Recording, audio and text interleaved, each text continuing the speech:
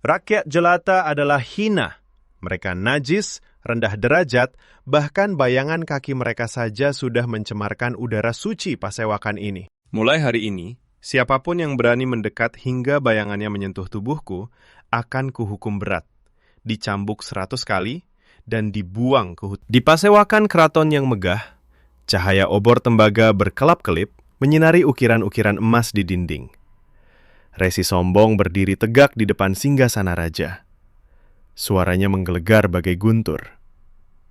Rakyat jelata adalah hina.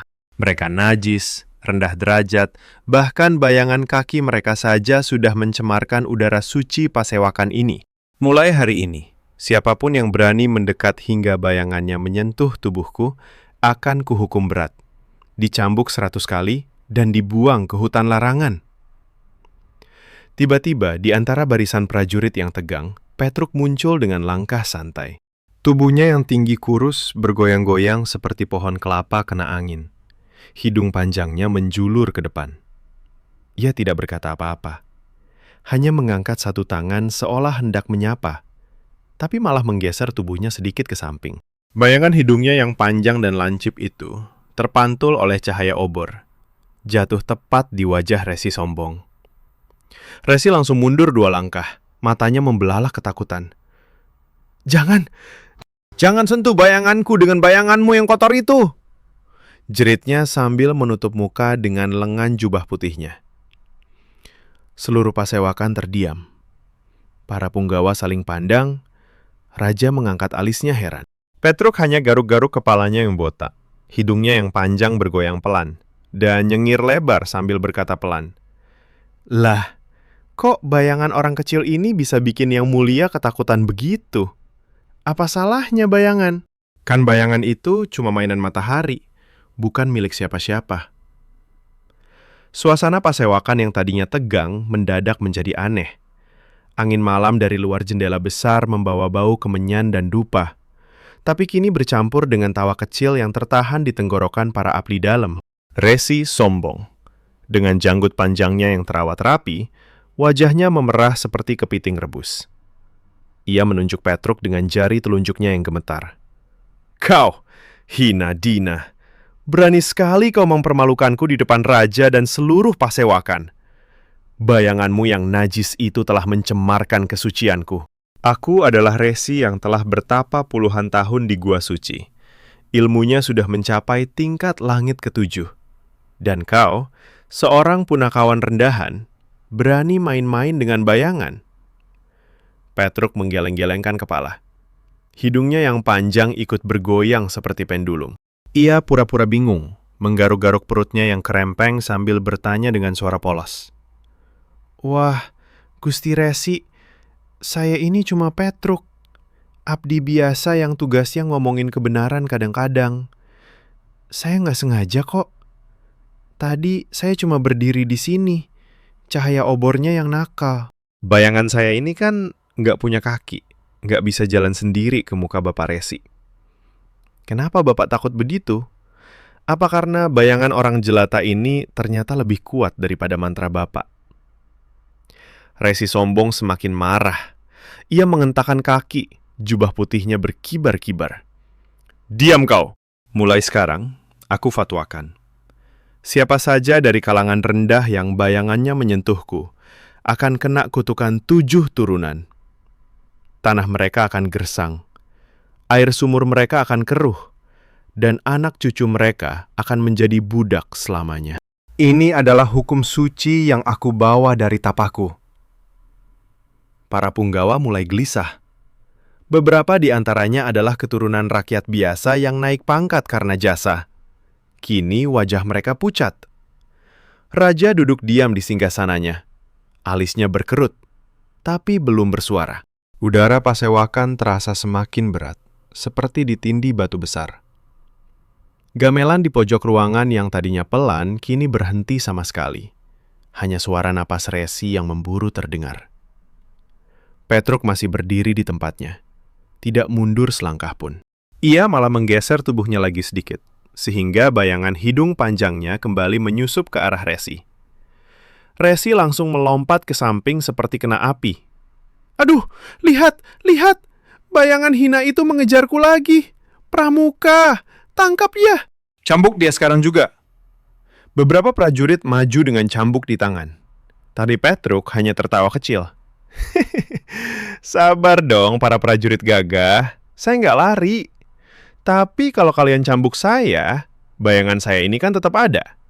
Malah tambah panjang kalau obornya dinaikkan. Gimana caranya kalian cambuk bayangan? Atau kalian mau cambuk matahari yang bikin bayangan ini? Prajurit-prajurit itu saling pandang bingung. Cambuk mereka tertahan di udara. Tawa kecil mulai pecah di antara barisan belakang. Resi sombong merasa semakin dipermalukan. Wajahnya semakin merah, janggutnya ikut bergetar. Ia berteriak lagi.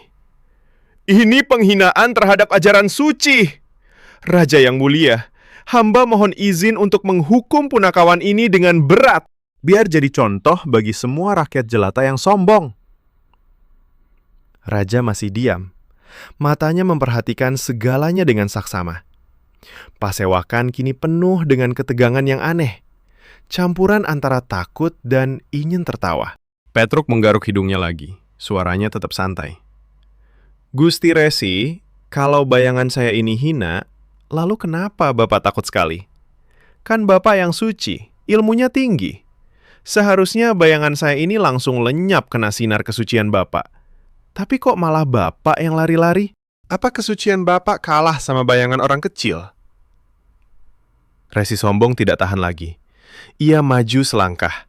Tangannya terangkat seolah hendak mengucapkan mantra kutukan. Tapi Petruk cepat menggeser tubuhnya ke arah lain. Bayangan hidung panjangnya kembali menyambar wajah Resi. Resi menjerit tinggi. Ah, lagi! Bayangan itu lagi! Ini sudah keterlaluan! Aku akan kutuk seluruh keluargamu, Petruk! Seluruh pasewakan kini sudah tidak bisa menahan tawa. Beberapa punggawa menutup mulut dengan tangan. Bahu mereka berguncang. Raja sendiri mulai tersenyum tipis di balik kumisnya. Petruk masih berdiri tenang. Hidungnya yang khas itu seperti senjata rahasia yang tak terlihat. Pasewakan yang tadinya penuh gemuruh ancaman kini sunyi seketika. Hanya tersisa suara napas Resi sombong yang memburu seperti kerbau kehausan. Cahaya obor tembaga masih berkedip-kedip, membuat bayangan-bayangan di dinding ukiran tampak menari-nari, seolah ikut menertawakan. Resi berdiri di tengah ruangan. Jubah putihnya yang suci kini kusut karena gerakannya yang gelisah. Matanya melotot ke arah Petruk, penuh amarah yang sudah bercampur ketakutan. Dasar punakawan rendahan! Bentaknya dengan suara yang mulai serak. Kau kira dengan trik bayangan murahan itu kau bisa mempermalukanku? Aku Resi sombong, yang telah bertapa di Gua Gunung Lawu selama 40 tahun. Aku bisa memanggil angin topan hanya dengan hembusan napas. Bisa mengeringkan sungai dengan tatapan mata. Dan kau? Hanya seorang abdi yang hidungnya lebih panjang dari tongkat kakeknya. Bayanganmu itu najis, kotor, sama hina dengan darah dagingmu yang dari rakyat jelata. Para punggawa di kanan kiri mulai menundukkan kepala, takut terkena imbas kemarahan Resi.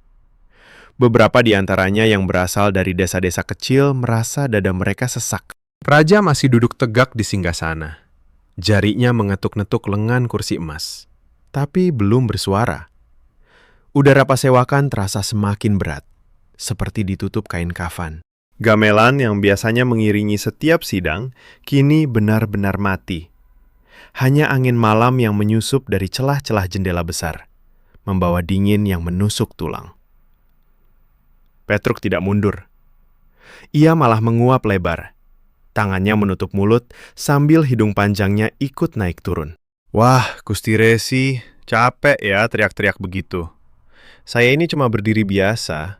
Kalau Bapak nggak suka bayangan saya, ya suruh obornya dimatikan saja. Atau suruh matahari besok nggak terbit, biar nggak ada bayangan sama sekali. Gimana? Bisa nggak Bapak yang suci itu perintah matahari? Beberapa abdi dalam di belakang nggak tahan. Tawa kecil lolos dari bibir mereka. Resi sombong semakin murka. Ia melangkah maju. Jari telunjuknya menuding tepat ke hidung Petruk. Kau berani mengejekku? Ini bukan main-main. Aku fatwakan sekarang juga. Mulai malam ini, semua rakyat jelata dilarang masuk pasewakan. Bahkan bayangan mereka dilarang menyentuh tanah keraton. Siapa yang melanggar akan kena cambuk 100 kali di alun-alun besok pagi, lalu dibuang ke sungai yang penuh buaya. Ini untuk membersihkan keraton dari najis kalian. Kata-kata itu bagaikan petir menyambar. Para punggawa yang rendah derajatnya merasa lutut mereka lemas. Seorang abdi tua di pojok ruangan menunduk dalam-dalam. Air matanya hampir jatuh. Suasana beralih menjadi tekanan yang mencekik. Raja mengerutkan kening, tapi masih menunggu. Resi sombong tersenyum puas, merasa kemenangan sudah di tangannya. Ia mengangkat dagu tinggi. Begitulah hukum suci. Rakyat jelata harus tahu tempatnya. Mereka lahir untuk melayani, bukan untuk menyentuh, bahkan dengan bayangan. Petruk menggaruk-garuk perutnya lagi. Wajahnya tetap polos seperti anak kecil yang baru bangun tidur. Ia bergeser pelan ke kanan, hanya selangkah kecil. Tapi bayangan hidung panjangnya kembali menyelinap ke arah Resi seperti ular hitam yang licin. Resi langsung meloncat ke belakang, hampir menabrak tiang ukiran. Aduh, lagi! Bayangan hina itu menyerang lagi! Pramuka, tangkap dia! Jangan biarkan dia bergerak! Prajurit-prajurit maju dengan ragu-ragu. Cambuk mereka diangkat, tapi Petruk hanya tertawa kecil. Jangan marah-marah dong, Gusti. Saya ini nggak gerak banyak, cuma geser sedikit. Bayangan ini kan ikut gerak sendiri. Kalau Bapak takut, ya berdiri di tempat gelap saja. Atau pakai kerudung hitam, supaya nggak kelihatan bayangan siapapun. Tapi nanti Bapak sendiri yang nggak kelihatan loh. Gimana nanti orang tahu Bapak itu suci kalau wajahnya ditutup? Tawa yang tadinya tertahan kini pecah lebih keras. Beberapa punggawa tidak bisa menahan. Bahu mereka berguncang. Resi sombong merasa wajahnya panas seperti terbakar. Ia berputar-putar mencari tempat yang aman dari bayangan Petruk, tapi semakin ia bergerak, semakin bayangan itu seolah mengejarnya. Ini gila! Ini sihir hitam! Punakawan ini pasti bersekutu dengan setan! Raja yang mulia, hamba mohon, hukum dia sekarang.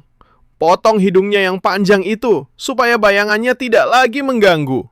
Raja akhirnya angkat tangan sedikit, memberi isyarat agar prajurit mundur. Suaranya tenang, tapi berwibawa. Tunggu dulu, Resi. Biarkan punakawan ini bicara. Kita dengar apa yang ia katakan. Petruk mengangguk hormat ke arah singgasana, tapi matanya masih nakal. Ia menggeser tubuhnya lagi. Kali ini lebih pelan, sehingga bayangan hidungnya hanya menyentuh ujung jubah Resi. Resi menjerit seperti perempuan ketakutan. Ah! Sudah kena! Sudah tercemar! Aku sudah najis sekarang! Semua ini salahmu, Petruk! Udara pasewakan kini penuh dengan ketegangan yang aneh. Di satu sisi ada amarah Resi yang membara. Di sisi lain ada tawa yang siap meledak. Petruk masih berdiri santai, hidung panjangnya seperti bendera kemenangan yang tak terucap. Ia garuk-garuk kepala, suaranya tetap rendah dan polos. Gusti Resi, kalau bayangan saya ini benar-benar hina, kenapa Bapak yang suci malah lari-lari seperti ayam dikejar musang? Apa ilmu tapanya Bapak tidak cukup kuat menangkal bayangan orang kecil? Atau jangan-jangan yang sebenarnya najis itu bukan bayangan saya, tapi hati yang terlalu sombong. Resi sombong tidak menjawab lagi. Ia hanya berdiri gemetar, napasnya tersengal-sengal.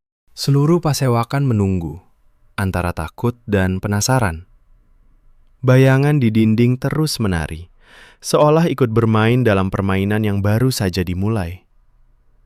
Petruk melangkah maju selangkah lagi.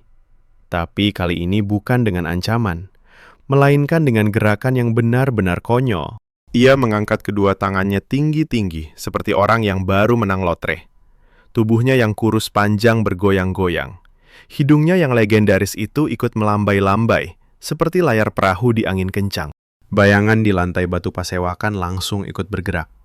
Hidung hitam panjang itu menyapu lantai dan naik ke dinding, lalu jatuh tepat di dada Resi sombong yang sudah mundur sampai ke tiang ukiran. Resi menjerit nyaring. Suaranya pecah seperti gelas jatuh. Aduh, sudah kena lagi. Bayangan najis itu menyentuh dada suci hamba. Pramuka, cambuk sekarang juga. Potong hidungnya, bakar tubuhnya. Jangan biarkan dia bergerak 1 inci pun. Prajurit-prajurit yang tadi ragu-ragu kini maju dengan cambuk terangkat. Tapi Petruk tidak lari. Ia malah berputar pelan seperti penari tayub yang mabuk. Tangannya melambai-lambai, sehingga bayangannya semakin liar menari di seluruh pasewakan. Bayangan hidung panjang itu menyentuh wajah Resi, menyentuh jubahnya, bahkan seolah menyapu janggut panjang Resi yang terawat rapi. Resi lari ke kiri, bayangan ikut ke kiri. Ia lari ke kanan, bayangan ikut ke kanan. Seperti anak kecil yang bermain kejar-kejaran dengan bayangannya sendiri. Tapi kali ini Resi yang menjadi korban. Hihihi, Gusti Resi, kenapa lari-lari? Saya cuma goyang-goyang biasa kok, kata Petruk sambil terus berputar. Suaranya santai, seperti orang yang lagi ngobrol di warung kopi. Bayangan ini kan nggak punya tangan, nggak bisa pegang. Cuma ikut cahaya obor. Kalau Bapak takut, matiin saja semua obor, biar pasewakan gelap gulita. Tapi nanti Raja yang mulia juga nggak kelihatan. Para punggawa juga buta. Gimana nanti sidangnya? Atau Bapak mau saya pinjami kain hitam buat nutupin badan Bapak? Tapi nanti Bapak jadi seperti genderuwo loh. Tawa pecah di pasewakan. Awalnya hanya kecil, tapi semakin lama semakin besar. Seorang punggawa muda di belakang tidak tahan. Ia tertawa terbahak-bahak sampai memegang perut. Abdi tua yang tadi menunduk kini ikut tersenyum lebar. Bahkan para prajurit yang memegang cambuk mulai menggigit bibir menahan tawa. Resi sombong berdiri di tengah-tengah. Wajahnya merah padam, keringat bercucuran di dahi. Jubah putihnya yang suci kini basah oleh keringat ketakutan dan malu. Kalian tertawa, bentak Resi dengan suara parau. Ini penghinaan terhadap kesucian. Ini pemberontakan. Raja yang mulia, hamba mohon, hukum punakawan ini dengan hukuman mati. Potong lehernya, biar bayangannya lenyap selamanya. Raja mengangkat tangan. Suaranya tetap tenang. Tenang, Resi. Biarkan ia bicara dulu. Kita lihat apa yang akan ia lakukan selanjutnya. Petruk berhenti berputar. Ia berdiri tegak, tapi masih dengan senyum lebar di wajahnya yang kerempeng. Hidung panjangnya menjulur ke depan seperti tombak yang siap menusuk. Ia menggaruk-garuk kepala botaknya. Suaranya polos, tapi tajam. Gusti Resi, saya ini cuma Petruk. Orang kecil yang kerjanya bantu raja ngurus keraton. Saya nggak punya ilmu tapas seperti Bapak. Tapi saya tahu satu hal. Bayangan itu milik siapa? Bukan milik saya, bukan milik Bapak. Bayangan itu milik cahaya. Cahaya matahari yang sama terbit buat orang kaya dan orang miskin. Kalau Bapak bilang bayangan rakyat jelata hina, berarti Bapak juga hina, karena bayangan Bapak sendiri juga ikut menyentuh tanah yang sama. Resi sombong menggeleng keras. Janggutnya bergoyang-goyang. Bohong. Ilmu suci bilang rakyat jelata najis. Mereka lahir dari kasta rendah. Darah mereka kotor. Petruk mengangguk-angguk pura-pura mengerti. Oh, jadi darah Bapak lebih suci ya? Kalau begitu, kenapa Bapak juga buang air kecil dan air besar seperti saya? Kenapa Bapak juga tidur, makan, dan kadang kentut seperti orang biasa? Kalau darah Bapak suci, seharusnya Bapak nggak perlu makan. Cukup hirup angin suci saja. Tapi kok Bapak tetap makan nasi dari sawah rakyat jelata? Sawah yang digarap orang hina itu loh. Kata-kata Petruk seperti anak panah yang tepat sasaran. Resi sombong terdiam sejenak. Mulutnya terbuka tapi tidak ada suara yang keluar. Para punggawa kini tertawa lebih lepas. Beberapa di antaranya sudah berani berbisik-bisik. Benar juga, Resi juga makan nasi rakyat. Resi merasa semakin terpojok. Ia mengangkat tangan tinggi, siap mengucapkan mantra kutukan. Aku akan kutuk kau, Petruk. Kutukan 7 turunan. Keluargamu akan musnah. Tapi Petruk cepat menggeser tubuhnya lagi. Bayangan hidung panjangnya langsung menyambar wajah Resi sekali lagi. Resi menjerit dan mundur, hampir jatuh tersandung jubahnya sendiri. Ah, lagi! Sudah cukup! Aku... Ia tidak melanjutkan. Napasnya tersengal, matanya mulai berkaca-kaca. Bukan karena takut lagi, tapi karena malu yang mulai membakar hatinya. Seluruh pasewakan kini penuh dengan tawa yang tertahan. Gamelan di pojok mulai pelan-pelan berbunyi lagi. Nada rendah yang seolah ikut menertawakan. Petruk masih berdiri di tempatnya. Hidung panjangnya bergoyang pelan. Ia tidak tertawa keras, hanya senyum kecil yang penuh kearifan.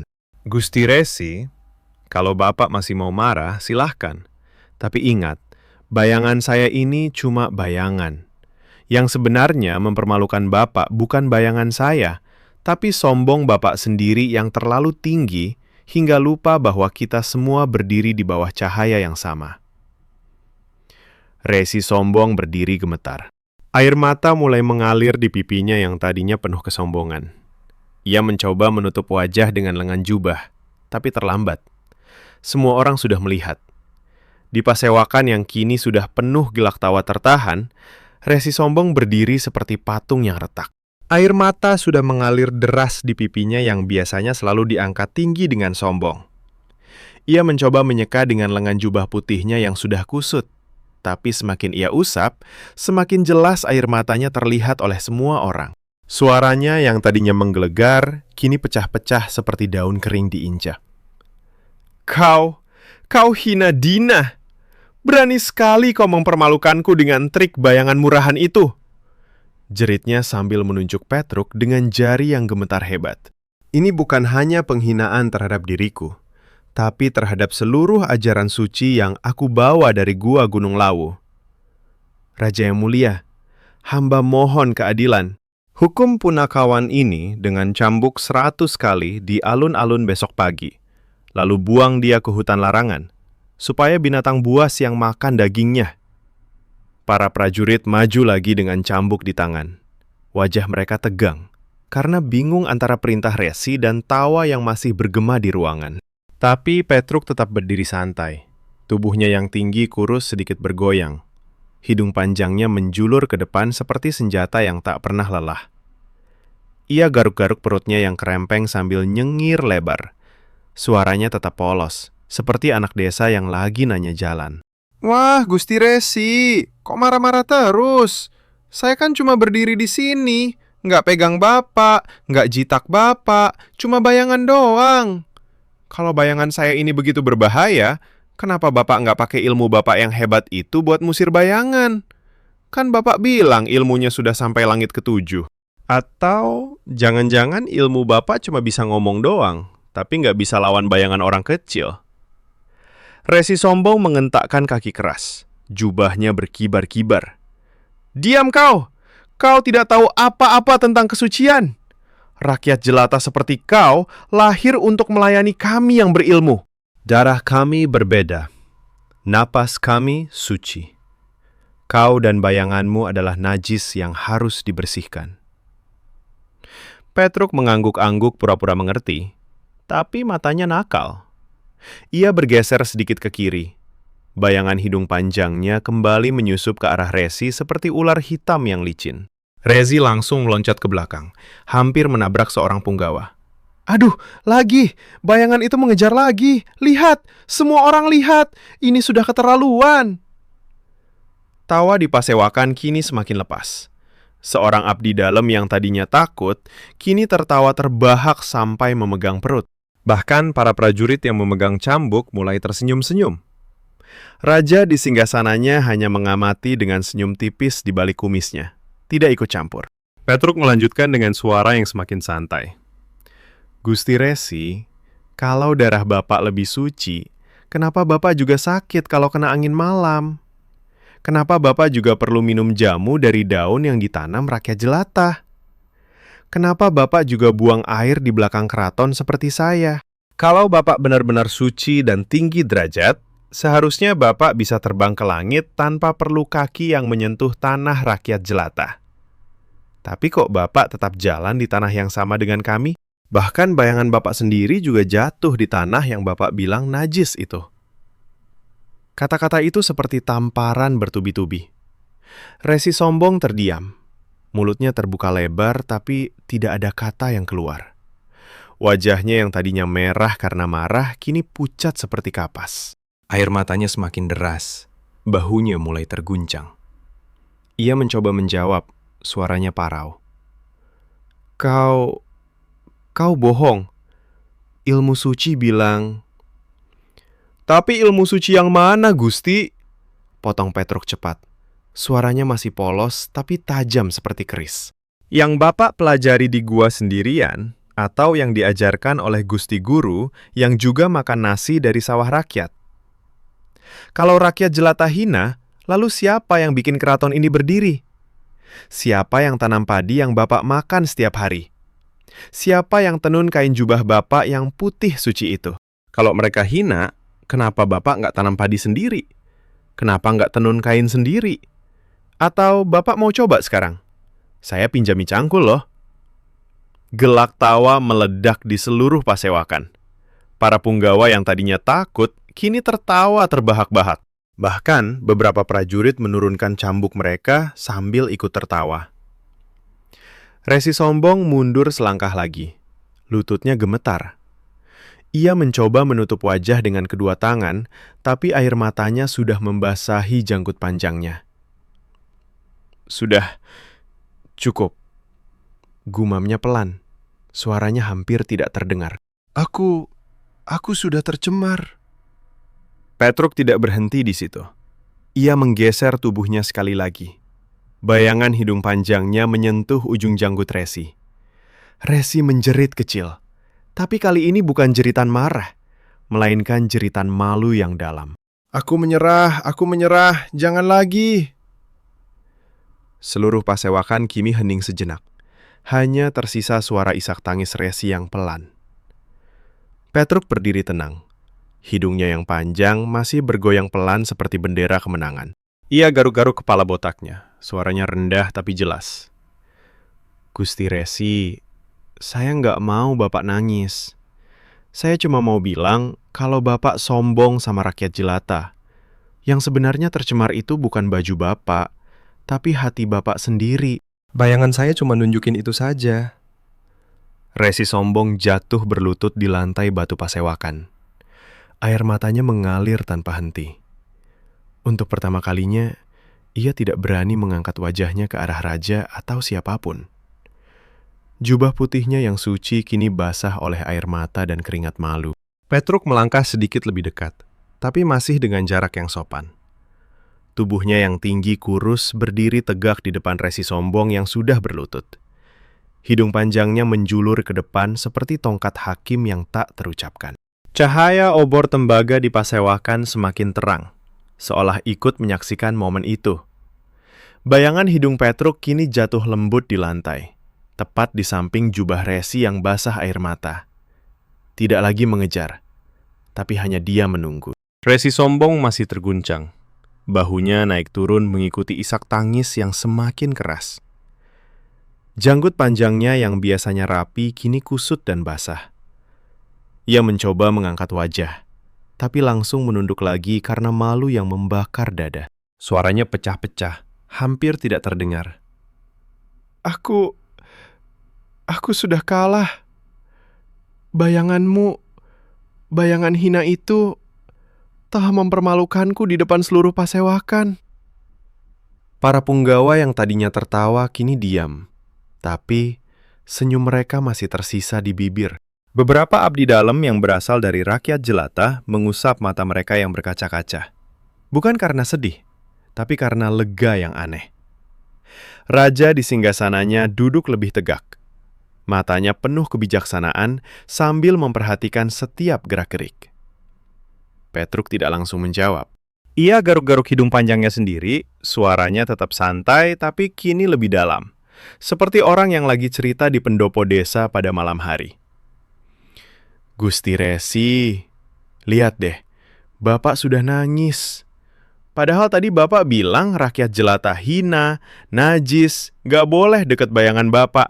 Sekarang Bapak sendiri yang berlutut di depan bayangan saya. Apa artinya ini? Apa bayangan orang kecil ternyata lebih kuat daripada ilmu tapa Bapak yang puluhan tahun? Resi sombong menggeleng pelan. Air matanya masih jatuh ke lantai batu. Aku salah. Aku terlalu sombong. Ilmu yang aku banggakan ternyata rapuh sekali. Hanya karena bayangan. Hanya karena bayangan seorang punakawan. Petruk tersenyum kecil. Hidungnya bergoyang pelan. Ia mengangkat satu tangan, bukan untuk menunjuk, tapi untuk menjelaskan dengan gerakan sederhana. Ini bukan soal bayangan saya yang kuat, Gusti. Ini soal hati Bapak yang terlalu tinggi hingga lupa akarnya. Bapak bilang rakyat jelata najis. Tapi siapa yang bikin keraton ini megah? Siapa yang gali batu untuk dinding ini? Siapa yang tanam padi yang Bapak makan setiap hari di meja emas? Siapa yang tenun jubah putih? Bapak yang sekarang basah air mata itu. Mereka semua rakyat jelata yang Bapak hina. Kalau mereka hina, lalu Bapak makan apa? Angin suci? Minum embun dari langit ketujuh? Kata-kata Petruk mengalir seperti air sungai yang jernih. Tenang, tapi tak terbendung. Resi sombong semakin menunduk, bahunya terguncang hebat. Isak tangisnya kini terdengar jelas di seluruh pasewakan. Benar, aku lupa. Aku lupa bahwa tanpa mereka, aku bukan apa-apa. Aku sombong. Aku anggap diriku lebih suci. Padahal hati ini yang paling kotor. Para punggawa kini tidak bisa menahan lagi. Beberapa di antaranya bertepuk tangan pelan. Suara gamelan mulai mengalun lagi, dengan nada rendah yang penuh kearifan. Seolah ikut merayakan kebenaran yang baru saja terungkap. Seorang abdi tua di pojok ruangan memusap air matanya sambil tersenyum. Akhirnya ada yang berani bilang yang sebenarnya. Petruk melanjutkan. Suaranya semakin lembut tapi tegas. Gusti Resi, bayangan saya ini cuma alat kecil. Yang sebenarnya mempermalukan Bapak bukan saya, tapi kesombongan Bapak sendiri. Bapak anggap rakyat jelata rendah. Tapi lihat sekarang. Bapak yang berilmu tinggi malah menangis di depan bayangan orang kecil. Apa artinya? Artinya, derajat seseorang bukan diukur dari tapa atau jubah putih, tapi dari hati yang rendah hati dan menghargai sesama. Kalau Bapak masih mau marah, silahkan. Tapi ingat, besok matahari tetap terbit, bayangan tetap ada, dan rakyat jelata tetap yang bikin keraton ini hidup. Resi sombong akhirnya mengangkat wajahnya yang basah. Matanya merah, tapi di dalamnya sudah tidak ada amarah lagi. Hanya penyesalan yang dalam. Ia menatap Petruk dengan pandangan yang berbeda. Bukan lagi dengan hina, tapi dengan hormat yang terpaksa. Suaranya bergetar. Petruk, kau benar. Aku kalah. Aku kalah telak. Hanya dengan bayangan. Aku menangis seperti anak kecil. Maafkan aku. Maafkan kesombonganku. Seluruh pasewakan hening sejenak, lalu pecah dalam tepuk tangan yang meriah. Raja tersenyum lebar, mengangguk pelan ke arah Petruk sebagai tanda penghargaan. Petruk hanya garuk-garuk kepala botaknya. Hidung panjangnya bergoyang pelan, senyumnya lebar, tapi tidak sombong. Gusti Resi, nggak usah nangis terus. Air mata Bapak ini lebih suci daripada mantra Bapak yang tadi. Yang penting Bapak sudah sadar. Rakyat jelata nggak minta banyak, cuma minta dihargai sebagai manusia biasa, bukan sebagai najis. Resi sombong bangkit pelan dari lututnya. Lututnya masih gemetar. Ia membungkuk dalam-dalam ke arah Petruk, sesuatu yang tak pernah ia lakukan sebelumnya. Terima kasih, Petruk. Kau telah membersihkan hatiku yang kotor dengan bayanganmu yang sederhana. Aku janji, tidak akan sombong lagi terhadap rakyat jelata. Petruk tertawa kecil. Suaranya penuh kehangatan. Nah, gitu dong. Kalau begitu, besok pagi Bapak boleh ikut saya ke sawah, bantu tanam padi bareng rakyat jelata. Biar Bapak tahu rasanya keringat mereka. Siapa tahu ilmu tapa Bapak tambah tinggi setelah pegang cangkul. Tawa meledak lagi di pasewakan. Resi sombong tersenyum malu-malu di antara air mata yang masih tersisa. Untuk pertama kalinya ia merasa ringan, seolah beban kesombongan puluhan tahun lepas begitu saja. Bayangan di dinding pasewakan kini tampak damai, menari pelan mengikuti cahaya obor yang hangat. Di pasewakan yang kini dipenuhi cahaya obor yang lebih hangat, seolah matahari sendiri ikut turun ke bumi untuk menyaksikan, Resi sombong berdiri dengan bahu yang masih sedikit terguncang. Air matanya sudah mengering, tapi bekasnya masih terlihat jelas di pipi dan janggut panjangnya yang kusut. Ia membungkuk dalam sekali lagi ke arah Petruk, sesuatu yang membuat seluruh punggawa dan prajurit saling pandang dengan mata membelalak. Raja di singgasananya tersenyum lebar, anggukannya pelan tapi penuh makna. Petruk, kau telah mengajariku pelajaran yang takkan pernah kulupakan, kata Resi dengan suara yang kini lembut, jauh dari gelegar sombong tadi. Aku yang mengaku bertapa puluhan tahun, yang menganggap diriku suci di atas segala, ternyata kalah hanya oleh bayangan seorang punakawan. Bayangan yang tak punya ilmu, tak punya mantra, tapi penuh kebenaran. Maafkan aku. Maafkan kesombonganku yang telah menyakiti hati rakyat jelata. Mulai hari ini, aku tidak akan lagi menganggap mereka hina. Mereka adalah tulang punggung keraton ini, napas kehidupan yang membuat kita semua bisa berdiri di sini. Petruk menggaruk hidung panjangnya yang legendaris itu. Senyumnya lebar tapi penuh kehangatan, bukan ejekan. Gusti Resi, gak usah minta maaf berulang-ulang. Saya ini cuma Petruk, abdi biasa yang kadang-kadang suka bikin orang geleng-geleng kepala. Yang penting Bapak sudah sadar. Kalau Bapak mau, besok pagi kita sama-sama ke desa. Bapak pakai kain biasa, pegang cangkul, tanam padi bareng petani. Rasain keringat mereka yang asin, bau tanah yang subur. Siapa tahu ilmu tapa Bapak tambah dalam setelah tahu bahwa kesucian itu bukan cuma di gua sendirian, tapi juga di sawah yang penuh lumpur. Resi sombong mengangguk pelan. Wajahnya yang tadinya merah karena marah, kini merah karena malu yang manis. Baiklah, aku terima tawaranmu, Petruk. Besok aku akan ikut. Aku ingin belajar dari mereka yang selama ini aku hina. Dan aku janji, fatwa-fatwa sombongku akan kucabut semua. Tidak ada lagi larangan bayangan.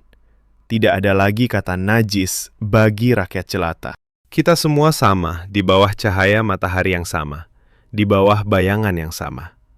Para punggawa kini bertepuk tangan meriah. Suara gamelan mengalun lagi dengan nada riang yang penuh syukur. Nada bonang dan kendang bercampur jadi satu, seolah seluruh pasewakan ikut bernapas lega. Seorang abdi tua yang tadi menangis diam-diam, kini tersenyum lebar, berbisik ke tetangganya. Akhirnya, keadilan datang dari yang paling sederhana. Raja mengangkat tangan. Suaranya berwibawa tapi hangat. Hari ini kita semua belajar sesuatu yang berharga. Petruk, kau sekali lagi membuktikan bahwa kearifan rakyat jelata lebih tajam daripada pedang emas. Resi, bangkitlah dengan hati yang baru. Keraton ini akan lebih kuat jika kita semua saling menghargai. Resi sombong bangkit perlahan. Lututnya yang tadi gemetar kini lebih tegar. Ia menatap Petruk dengan pandangan penuh hormat. Bukan lagi sebagai punakawan rendah, tapi sebagai guru yang tak terduga. Terima kasih, Petruk. Bayanganmu yang panjang itu telah menyapu bersih kesombonganku. Aku yang dulu menganggap diriku di langit ketujuh, kini sadar bahwa tanah tempat kita berpijak jauh lebih suci jika diinjak dengan rendah hati. Petruk tertawa kecil. Suaranya seperti angin sepoi yang menyegarkan. Ia mengangkat tangan kanannya. Hidung panjangnya bergoyang pelan mengikuti gerakan. Nah, gitu dong Gusti. Kalau semua orang sombong sudah belajar dari bayangan, dunia ini pasti lebih adem. Rakyat jelata nggak minta emas atau tahta, cuma minta dianggap sebagai saudara, sebagai manusia yang sama-sama bikin keraton ini hidup. Besok pagi, saya tunggu Bapak di gerbang belakang. Jangan lupa bawa topi caping, biar nggak kepanasan di sawah. Gelak tawa kecil kembali pecah, tapi kali ini penuh kehangatan, bukan ejekan. Resi sombong tersenyum malu, mengangguk setuju. Ia melangkah mundur selangkah, memberikan tempat bagi Petruk untuk berdiri lebih dekat ke singgasana. Raja mengangguk ke arah Petruk. Kau telah menjaga keseimbangan keraton hari ini. Teruslah seperti itu, Petruk. Keraton butuh suara seperti suaramu. Pasewakan kini terasa ringan, seperti dibasuh air hujan pertama setelah musim kemarau panjang. Angin malam yang masuk dari jendela besar membawa aroma bunga melati dan tanah basah dari kebun keraton, seolah alam sendiri ikut merayakan. Para punggawa mulai berbisik-bisik dengan senyum, menceritakan kembali bagaimana bayangan hidung panjang Petruk berhasil melumpuhkan kesombongan seorang resi yang bertapa puluhan tahun. Resi sombong sendiri kini berdiri di samping, tangannya terlipat di depan dada, wajahnya tenang dengan cahaya baru di matanya. Petruk garuk-garuk kepala botaknya sekali lagi. Hidung panjangnya menjulur ke depan seperti simbol kemenangan yang sederhana.